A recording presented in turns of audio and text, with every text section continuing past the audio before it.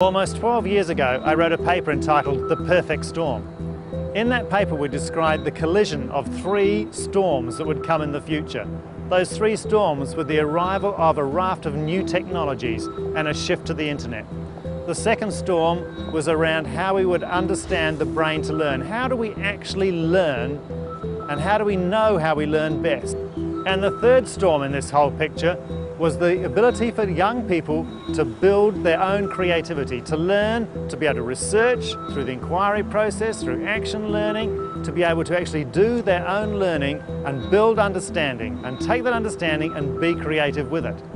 These 3 storms would collide to provide a superstorm that would really change and rock the world of education.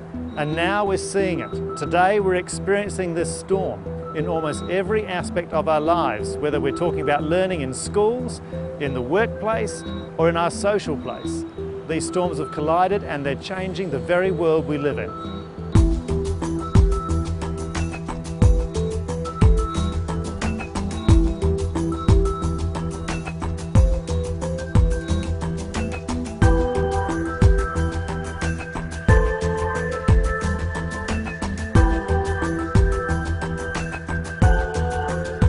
I think in the future there's going to be a greater need for innovation in most areas of work, not just skills-based innovation, but there's going to be a greater need for creative people who are going to be able to design better ways to do things. If we bring in computers to high school in every year, people will learn a lot more instead of trying to cram information into us.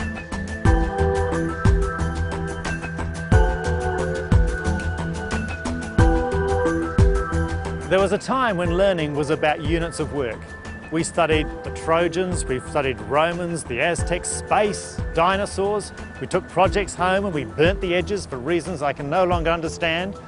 But now, suddenly, content is so vast.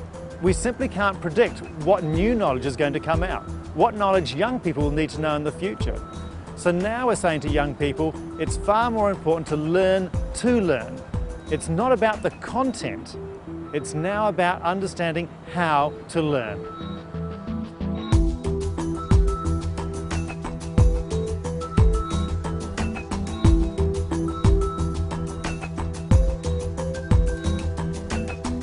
When I want to learn how to do a specific task, I'll go onto YouTube and find a tutorial that's been made by one of the various uploaders in the YouTube community. And sometimes they can be really helpful because there's many different people explaining it in different ways, and instead of just getting one person's way of doing the task, you get many people's, and you can find out for yourself which way is best suited for you.